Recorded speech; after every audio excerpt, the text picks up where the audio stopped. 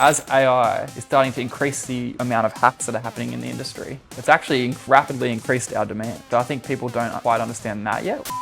Option one, AI gets so good that the industry can't exist because it's just getting hacked every second. Or option two, you've got to like 1,000x to spend on security to keep it safe in the world of AI. You've probably got to live in option two for it to be viable. We were competing with these billion-dollar valuation firms. And so they immediately were just sending emails to our security team being like, whatever Hashlock's paying you, we're going to 2x it and come with us. If someone doesn't really know how a security audit works, what are you guys actually doing in order to make this protocol safe? You've reached Tobi and Brent. We'll get back to you. So from Japan to Miami, we just did one of the most amazing pub crawls probably I've ever done in my life with the Hashlock team. So I'm very excited to do the official TBV and Hashlock Villa, where the podcast is happening, where we've done a lot of interesting events over the past couple of days. And now we have the two in flesh right here next to us. Tell us a bit more about who you are, what is Hashlock doing, and maybe we start with you first and go over to you. No worries. Yeah, thanks for the intro. Hey, everyone. I'm Jock. I'm one of the co-founders of Hashlock. And Hashlock is a leading Web3 security firm. So our main thing is smart contract audits and pretty much security as a service. So making sure that all the DeFi projects out there don't get hacked and don't get wrecked, because it's pretty crazy out there at the moment. Love it. And I'm Fletcher, so the other co-founder of Hashlock. Been running Hashlock with this guy for the last like 4 years. Yeah, it's good fun. So here in Miami for the conference, and got the chance to do this villa with you guys, and you know, keen to hear more about all these awesome events that you guys have been doing as well. So yeah, it's good. Amazing. I would like to understand, because I mean, obviously we all know that security is very much needed in the space, right? I think that's undisputable at this point, which how much problems there are. But what drove you guys 4 years ago to say like, look, we're starting Hashlock, we're going into an industry that isn't easy, right? Because like it's constantly evolving. You have to be on the ball 24/7 to figure out what could be the next possible challenges, work with all those projects. So I'd love to know a bit more about the early days. Like, how did you guys start Hashlock? What drove you to that decision? Why a security auditing firm? Just to give us a bit of that backstory. Well, I guess I'll take it. It's funny because I like to say that I introed this guy to crypto, but then Fletch turned around, tapped me on the shoulder, and was like, "Let's do a business together." And it was sort of funny because you know, being honest, like security wasn't the first thing that we sort of thought of.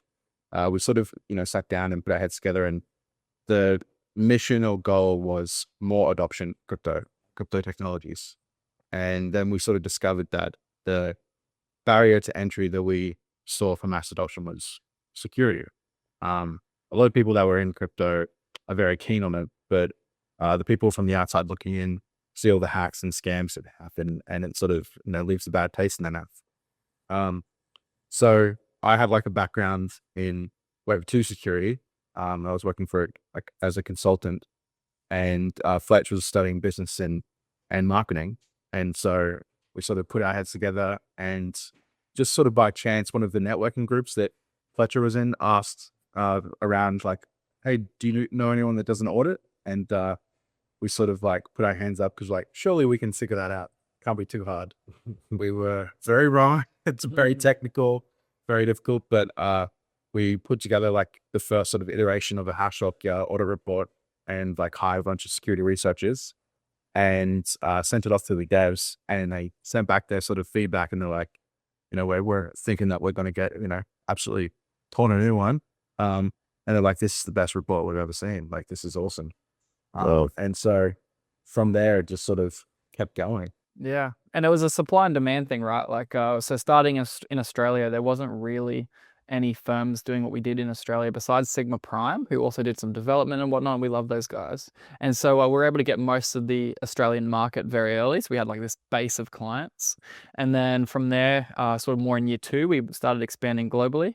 And then fast forward to year 4, we just kept doing events, kept scaling our marketing to the point where We're one of the leading providers in our space.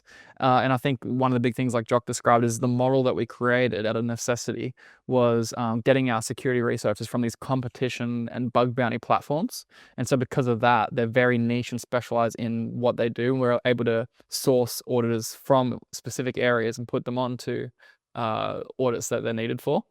And so the community loved that. And because of that, our reputation has been awesome. And then you just grow from there. And so it's been a fun journey for Definitely. sure. What I want to understand quickly is what makes a company like Hashlock, like actually, for all the non-tech guys, right, including myself, like what makes you guys special, right? Because I mean, there's obviously a lot of different players in this market, right? And then some of them you see everywhere, and some of them you hear good things, some of them you hear bad things. What do you really think the moat, like the USP, is if you start a security firm, and how did you guys sort of figure that out? So the hard thing with starting a security auditing firm is it's really brand based, because people want to say, I've had an audit from one of the top 10 brands, right? So when you start out, it's extremely difficult, because they're like, well, I'm going to pay for this audit, but no one cares about your brand. Whereas like if you say like, a firm that I really like is Open Zeppelin, so shout out to them. If you say I've got an Open Zeppelin audit report, that's like, oh wow, you guys are secure, you guys are legit.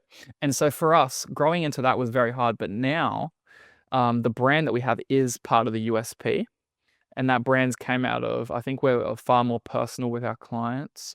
So we've been heavy on experience, like I said, heavy on how we source the auditors and who they are, and that process has kind of, the community's come to know Hashlock for that. They get the best auditors, and so that client experience, having the best auditors, and then that brand, and the way we take care of our clients, like marketing them. Once we've done an audit for a client, we post them everywhere, blast them, intro them to all of our VCs, like really take care of them, so that more people discover them, more people discover us through them. And it's kind of this vicious cycle, because you release an audit, and then you get like multiple more audits that are like clients that have seen that audit that come to you out of that, and then you release 5 more audits, and that's how we've been able to grow so fast, because of that dynamic. Yeah, and maybe for the audience would be good to understand is, because when people think security, right, like for a lot of startups, depending on what like stage you're at, they're like pre-seed, seed, or like Series A, and obviously like beyond. But there's like now, especially in 2026, right? There's like some big names that maybe don't have a great reputation. There's some that have also on the flip side of that, a stellar reputation. But it's interesting that security has been in the space for a while, but how you guys been able to break through the noise is also interesting, because like when people think security, there's some big names that come out aboard, but you guys have really like found like a niche. And so like, what type of companies like come to you? So mainly like DeFi companies, and like what type of like stage are they at that has like enabled some of the companies for you guys to like surveys? Pretty much, anyone who has funding sitting there for security. We service like everyone in like Web3. That's probably, I guess, the only thing. We don't do anyone that's like purely Web2, even though we do like traditional Web2 cybersecurity services like penetration testing. So that's sort of just the main thing there. But I would say from what Fletcher was saying with like our unique selling point, none of our clients have ever been hacked, which, when it was year one, we might have had 2 clients on board, and we're going around and be like, but now I think last I checked, it was like 25 billion US market cap of like total assets secured. And if you go on like a good resource that I like is rec.news, because it's like a leaderboard of all the biggest hacks, and it says whether or not the project was audited or not. And then it unfortunately says if they were audited, who did the audit. But I think that came out of necessity with our like internal model that we have, because we started the average way that I would say a lot of firms did, where you hire a bunch of security researchers and, we're paying them like full time as employees. And we were competing with these like billion-dollar valuation firms. And so they immediately were just sending emails to our security team being like, whatever Hashlock's paying you, we're going to exit and come with us. And so we're like, what do we do here? And so we developed this like internal. They actually did this. Yeah. So we developed this like internal system that's like almost like a for-tender model, where it allows us to use the best security researchers on these competition level bug bounty platforms. And you might think like, oh, why does security researcher A, who's, rank 8 in the world, who gets, $250,000 US in payouts, come work for Hashlock? And that's because essentially he has to do all the work up front, submit the bug, and then maybe in 2 to 6 months he gets paid. Whereas we pay our security researchers up front, and whether or not they find anything, they get paid. But most of the time they find stuff. So it's a different model. It allows us as well to put the best people on the job, because we say, we're going to do a ZK job, and we chuck it out there in our internal comms, and then the best researchers that have a history doing ZK stuff, we put them on. So that's what I think has led to not having any misses, not having any hacks, because essentially we use the best people for the job. And I think because we're in a niche already, being in Web3, we're able to service like both ends of the market. You get like the hey, we're a startup we've just raised, and you get like the large institutional players coming in that can be our clients. So we have this very large total addressable market, and this this large ideal client, which is a really unique experience in business. And so we've serviced both ends of the market. It's like we've got the degenerate Web3 client, and then you've got like the suit and tie style client, and so that's been pretty fun, I think, to get to service both those. So what's the biggest misconception about security from a startup perspective and from an institution perspective? Biggest misconception, I think, there's misconceptions about different audit firms for sure, and probably now the big one that you see is like, oh, AI can do an audit report, which there's a few problems with that. One is you forget like that you need a brand that you can trust. If you've raised $50 million and you're building a Web3 protocol, the question is like, what brand can we look to verify that we can trust your protocol? So you can't just say, oh, Claude is doing it. Like, you need like that, oh, we're working with Hashlock on our security. That's what it's about. And so I think some people are like, oh, but but the AI thing. But we've found that as AI is starting to increase the amount of hacks that are happening in the industry, it's actually rapidly increased our demand. And so I think people don't quite understand that yet, like how fast the demand for security in our industry is, because there's kind of two options, right? Option one is AI gets so good that the industry can't exist because it's just getting hacked every second, right? So the industry couldn't exist. Or option two, you've got to like 1,000x to spend on security to keep it safe in the world of AI. And you've probably got to live in option two for it to be viable.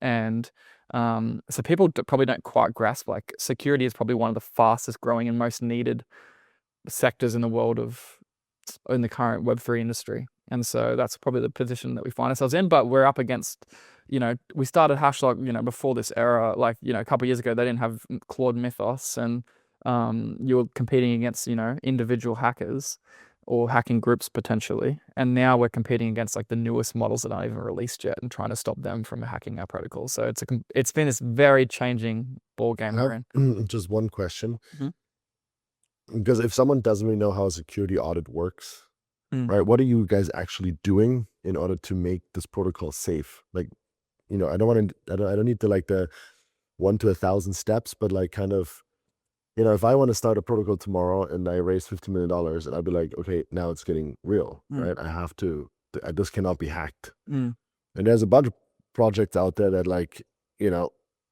have someone in the team that opens a back door, or like there's someone that bridges something to somewhere, and like all these different things. Like, what can a security audit actually eliminate, and where you still have to obviously be on the ball? It's a good question. I guess like scope is probably going to be the most important factor for that, because a security audit purely looks at it from a technical perspective. Like, we're looking at the code to make sure that nothing is wrong there. So that's one of the questions that we ask, like when we start engagement a lot of the time, is did you do your development internally or externally? Because that actually changes, like when we look at different sort of attack vectors. Yeah. A lot of the time people get external dev done, and depending on how much they pay for it, someone might chuck in the back door and like one of the devs and drain the protocol later. So Yeah, it really depends. One of the other things that is important to looking at it is who's done it, and we purely look at it from that code level basis. Like, we used to do a thing where we would like docs a lot of the sort of key people within the protocol, but that didn't really make a difference. So we purely look at it from a code level basis, and if there's something outside of that, we sort of write in the report that, hey, we can't validate if someone does something different that's outside of the code base. So people need to understand too that there are other attack vectors at play. But purely from us looking at the code, that's all we can sort of service. Just maybe to change lane just a little bit outside of auditing, what's your opinion about the social engineering? Because I think that's something that everyone faces and is like the Bybit hack. There's been so many hacks through social engineering, especially through Telegram or hack someone that you know. You got on a call with them, there's a Zoom update, and there's like a million ways you can get tripped up. And like the amount of people I've known that have gotten their Telegrams hacked, other wallets drained. What is your kind of like best advice? Maybe it's like not as like known as like security experts, and like how do people avoid those pitfalls? And is there even a way to really be 100% safe from like the social engineering? Because that's getting so sophisticated now. Jock's the expert here, I would say. The reason why I say that is it's kind of internal joke in the team of Jock is very good at spotting, because with social engineering you have to have an eye for it. Like, yeah, sometimes they're pretty good. Jock's got an eye for it, I'd say. Just being like super OCD, I would say, like anything. It's like I've had someone's like try to go for me, and they've been pretty crazy. Like a link to a Google Meet, but then they edit the like link last second. So initially it was fine, and then they edit the link and make sure that the like HTML Open Graph image is exactly like a Google Meet link, and it was just like one sort of character that was different within the URL that would have installed the malicious package on my device if I clicked it. I'm sure we've also been like attacked actively quite a few times by North Korea. Like, we've identified that like in certain IP address were leaked there, and got like people reaching out to us being like, oh, for the services that we use, that was an attack from North Korea. Sorry about that. But actively evaded. So we're always dealing with it, I think, and that's sort of the reason why, with what I said before, we have to sort of focus our area on like the code base. But we do offer services that, is incident response. So if something does happen, for any of our clients, we're happy to hop on and help them as best we can. But I would just say you just have to be diligent, have to be always, checking what's happening in the space. And I like to say, I guess it's like building construction terminology, but like measure twice, cut once. Again, in the world of in the world of AI now, that like a hacker can like use these Claude design tools or whatever and make this like custom front end that looks legit, like DocuSign or whatever. Hopefully Claude stops them, but the idea is like it's becoming more and more scary. The hackers are becoming more equipped. It's wild. There was this team that called us and tried to get us about through like claiming to be like Ledger, and your Ledger's compromised and your Ledger's been stolen and blah blah blah blah. That was also Yeah.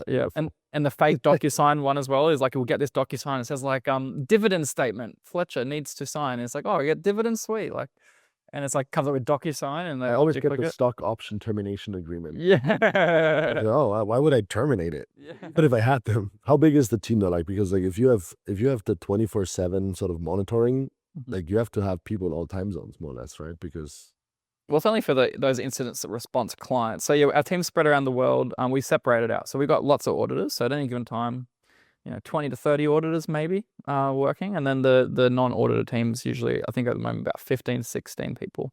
That's across sales and PMs and Jock and myself and client success managers and whatnot. So decently lean, but definitely one of the larger ones and one of the best auditing squads in the space, I would say. Definitely, yeah. Yeah, at any given time, like Fletcher said, 30 security researchers, 20, 30 working at once. But I think it's a pool of like verified security researchers that we use, because obviously, they can't just, sign on and start day one. They go through like an internal process, and we make sure that they're North Korean as well. Yeah, I'd so 20 to 30, but from a pool of about 100 at the moment, I think. Wow.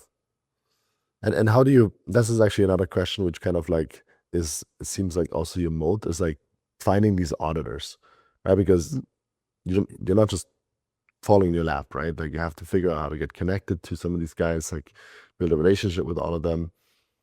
What was the strategy behind that? And where do you find really good ones? Well, like Fletcher said, like because it was out of necessity that we have to build that internal model. We looked to the competition level bug bounty. So there's bug bounties in the space where people chuck up 100,000 to a couple million for like an open bounty, and we were looking at the security researchers that were getting the most findings, getting the most payouts, and we were just messaging them. A lot of them would have their like bug bounty page, and it had all the findings that they vulnerability findings that they had, and then they would chuck their like X, Twitter, or Discord, and would just like reach out to them directly, DM them and say, hey, I know we saw that you found this high level severity in this protocol. Do you want to come work for us? And a lot of the time too, believe it or not, I would say constantly we have people sort of emailing us, reaching out to join as a security researcher. And pretty much once we verify that they're legit, they come in, maybe do one or two sort of like audits alongside one of our squads. So we can call it a squad, where once we get a client, we chuck the right security researchers in like a group together with our project managers, and that's like a squad. So we might throw in like, a couple of newbies in there to just test their merit. And then once that's verified, they sort of join the full thing. Very, very impressive. And this has been 4 years now? Yeah. Pretty much. It's I'm crazy. coming off of 5, I think, too. So Yeah, we're in year 4, so it's quite crazy to say that, hey, but yeah, it's been a journey. It feels faster than that. It's been a pretty rapid growth. bootstrapped as well, which is cool. It's like pretty much, everything that we've like built, and we also have a AI audit tool that we've built, which we haven't been able to pump like a bunch of marketing to because it was quite expensive to build, and the token spend is still paid for by us. But it's a completely free audit tool, and we just tell anyone, like, pretty much if someone comes to us and we say it's going to cost X for an audit, and they're like, we can't afford that at the moment, or we need funding before we can do it, or something like that, we just say, by the way, we have a completely free audit tool. It's nowhere near as good as a full audit, but it's better than nothing. And you guys are free to use that. Anyone's free to use it. Wow. And it's currently in open beta, so we're still like building it out. But it's definitely already found some things in which we've had to sort of reach out to teams, or had teams reach out to us. Thank you so much. Found this critical vulnerability. And it's kind of my last quick question. Who came up with the name Hashlock, and what's the story? It's this guy. Pretty much, I can attest it back to a Trello board, I think, Yeah. in 2021, and we were coming up with like there's like some funny names, and like block cheese, like Block cheese. I don't know about that one. That's crazy. fuck Something like that. Yeah. Hashlock was in there, and I think I remember discussing it, and you're like, oh, it sounds good, and it sounds really secure, and then you just like thumbed it up in Trello, and I was like, all right, what's wrong with that? Yeah. On that thing. So that's probably a good quick topic. Like, Jock and I, first time founders, being quite young at the time, we did everything together, and we did mostly everything ourselves. And this is like essentially before the world of AI. And so, Trello board for what's the company gonna be named, sketching up designs, which Jock was really good at, the website. We made website version 1 in a day, like one day, and then we started making website version 2 in like a week, and just doing everything together, sitting in a Discord all day just while we build this business. And then we ended up flying to a conference on a bank loan that we didn't have any money, and got our first ever client, which like paid for the conference and like some like legal stuff that we had with like our first investor. It was just like this crazy experience of like building a business. We did not do it the traditional route. Like we didn't we didn't essentially like when I say investor, it was a friends and family that paid for us for to work for 2 months. Like other than that, zero funding to get to where we are. Just doing it by ourselves. It was not the traditional route. We didn't understand the VC world, and we were still able to get to where we are, which is quite a journey. It's pretty funny looking back on it for sure. It's been a wild ride, and it still is a wild ride. Yeah.